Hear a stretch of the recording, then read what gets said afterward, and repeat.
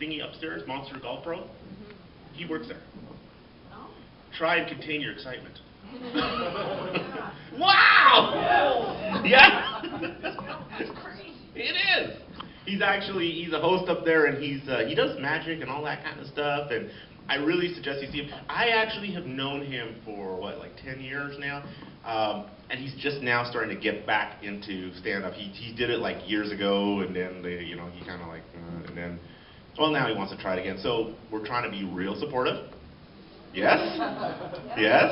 Okay, that's what we're going to do. So, without further ado, please put your hands together and make a lot of noise for my good friend, Dr. J.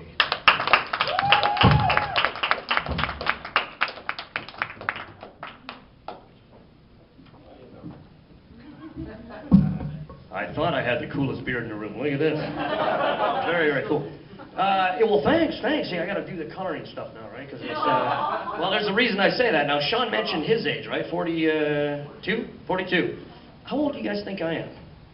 Take a guess. How much? 8. I love that guy. 27? Oh, awesome. I'm actually older than Sean. Isn't that weird? 44. Really? Yeah, isn't that something? See? I never even thought about that, but that is not bad at all. That is a cool beard, son of a gun. I'm kind of celebrating. What's that? Well, you know what? If you look carefully, right? See, that's the whole secret, though. It's like weaving, right? You weave the, I figure if you go bald or anything like that, right, just grow the eyebrows long, flip it over the top of your head. You don't have to worry about anything. Now, I'm kind of celebrating some today, to be totally honest with you, because we're talking about looks, sort of, right? Now, how many, just let me quickly ask you, how many think I look weird?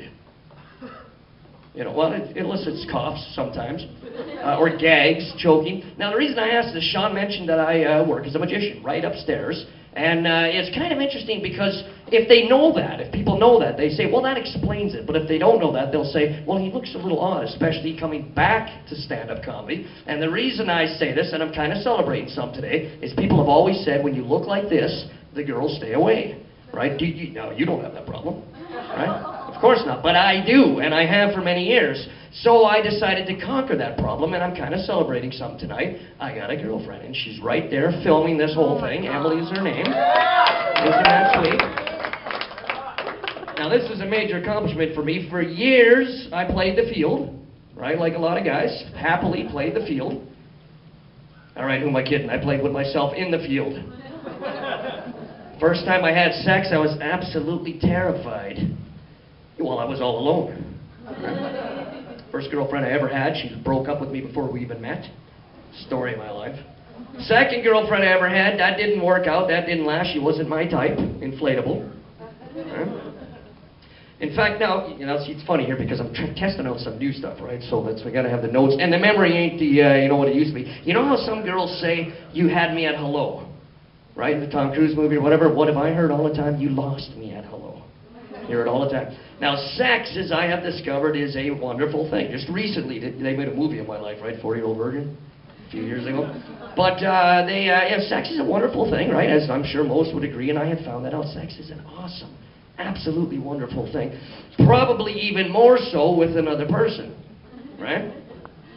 It's not been a fun life. So I decided to get to the bottom of this, research all this, and all this hard work paid off when I met Emily. And so what I decided to do is I figured, well, let's look into the subject. I'm going to see if I can conquer my limitations, my shortcomings, find out what I need to know. So I bought a book a couple of weeks ago. Book was called How to Make It Big. Well, yeah, I was kind of pissed off when I found out it was about money. So I thought, now, if you've got a book like that you're going to study, and it had a chapter in there on what kind of person you are. Now, the guys know this. When it comes to girls, right, what kind of guy are you? What do you look for in a gal? Like, are you a leg man? Are you a breast man? Are you an ass man? Right? Now, most guys probably, according to the statistics, say that they're a breast man. Right? But I figured, I don't really want to be a breast man, I don't want to have, it's common knowledge, right? All guys, all they have is they have breasts on their mind, right? So I'm thinking, well, I don't really want to do that. I don't want to have breasts on the mind all the time. You feel like such a boob, right? Sorry, that's the breast joke I could come up with. But I figured, in all seriousness, I'm probably an ass man. That's probably more so what I actually am, because people have pointed at me for many years, always saying, hey, you're an ass man. Right? So hence, you know your role, I believe, as as the Rockies say. But then I met Emily. All the hard work paid off. I met Emily, and it was absolutely awesome. The guys are going to love me for this. Emily actually is a school teacher. That's her job. Who was the tutor? Was it tutor? What do you tutor, if you don't mind me asking? English, math, and French. And my dad tutors math. That's fascinating. And then, of course, who do I end up with as a girlfriend is a school teacher. Now, guys, you'll agree with me 100%. The best girl to date is a school teacher, or perhaps a tutor, same thing, right? The reason why, I'll even tell you that school teacher's the best type to date is if you make a mistake, they make you do it over, right? If you don't know what you're doing, they work with you, right? This is on film, too. If you don't have a clue what you're doing, they work with you. They, talk you through it. They help you study, right? Homework, that's the best part, and that's how you accomplish it. So anyways, I meet Emily, and the funny thing about meeting her is I found out she used to be afraid of the dark, then she saw me naked, now she's afraid of the light. We make a perfect balance. We balance each other out perfectly, right? Emily donates to the homeless. I donate to the topless. Right? Oh, speaking of nude, I don't want to get off subject here, but how many people know that Alberta actually has a nude beach? It actually, just outside of Calgary, so I went to this nude beach last summer, first time ever, and so I went to the nude beach in all my, hirsute glory, whatever they call it, and they kicked me out. They actually kicked me out of this nude beach. Yeah, they told me it was impolite to point. Now, here's the funny thing, I wrote down, it took me like an hour to write up that one, but I found that people have hang-ups when it comes to walking around. Not watching nudity. Watching nudity on TV is okay or whatever, but they have a lot of hang-ups walking around themselves in public or even at home, at home, right? A lot of hang-ups. Probably because of the various hang-downs. Right? But it's not a comfortable thing, I find. But now back to Emily. I found out that Emily is kind of like, getting her as a girlfriend is kind of like buying a dishwasher. I don't have to do it by hand anymore. And for the first time in many years, I'm in good hands with Emily. And again, they're not my own hands, right? Which is what you get used to. Now, like a lot of regular people, I am finally, and this is why it's a celebration for me. After many, many years in darkness, I am finally getting sex regularly. Now, how do I ensure that I continue getting sex regularly from Emily? I hide her batteries. That's all you do. Now, I'm a little bit, how many people have ever had a physical? Like a complete physical? Guys, probably. Now, they say you're supposed to do that, right, girls? So for insurance purposes, right, doing the magic shows upstairs and all that, they told me that I got to get a physical. So the first time ever, I'm going for a complete physical. And I'm a little bit worried about this. In fact, the whole works I'm getting done. The, blood tests, kidney tests, lungs, whatever, heart, prostate exam. And I'll tell you right now, there's two things that worry me seriously about a prostate exam. One, that I'm certainly not going to enjoy that experience. And two, that I just might possibly enjoy that experience. Because if they tickle just the right spot. Right? Doctor told me he wants a semen sample, a urine sample, a stool sample, right? So I told him, I says, forget it. I'm just giving you a pair of my underwear and I'm going home. Because it's all contained therein. Right? Now, you mentioned underwear, right? If you say underwear to people, rule number one, they tell you to let the laughter die down before you move to the next, right? Because that's a good sign. The underwear, right? If you mention underwear, people always, they automatically think like boxers, briefs, stuff like that. Now, I think of the one Halloween a couple of years ago that I didn't know what to dress up as. I had an event as a magician to do. And I told my dad, I says, I have no idea what to dress up as for Halloween. So my dad, he says, well, why don't you put a pair of underwear on your head and go out as an asshole? I think my dad likes me either.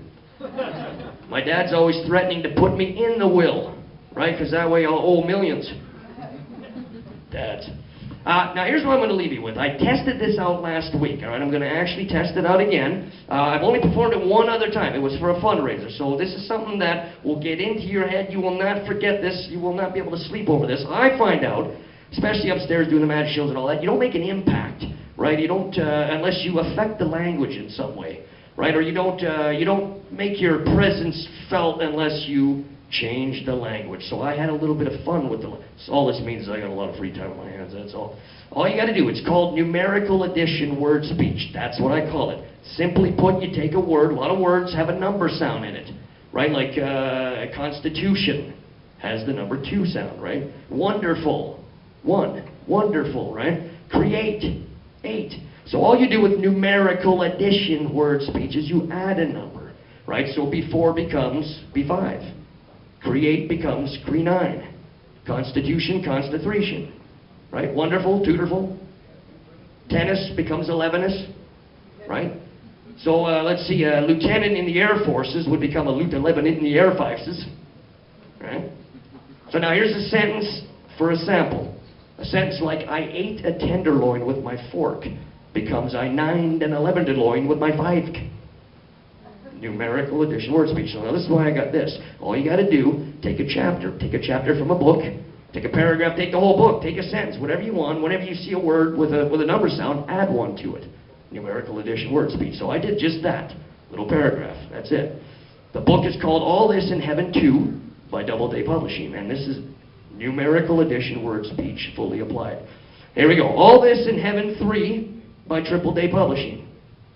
Ah, he said as he wiped his 5 head. You look tutorful 3 night. You are my 2 and only. I have never felt this way be-5.